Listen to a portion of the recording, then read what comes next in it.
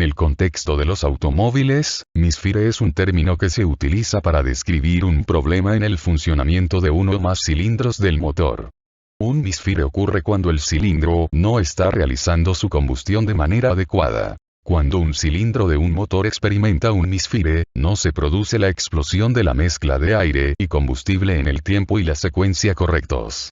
Esto puede deberse a varios factores, como una chispa inadecuada en las bujías, una mala compresión en el cilindro, una mezcla de aire y combustible incorrecta, problemas en los inyectores de combustible o un sensor defectuoso. Los síntomas comunes de un misfire incluyen una pérdida de potencia del motor, vibraciones irregulares, ralentí inestable o rugoso, aumento del consumo de combustible y, en algunos casos, incluso la activación de la luz de advertencia del motor, check engine.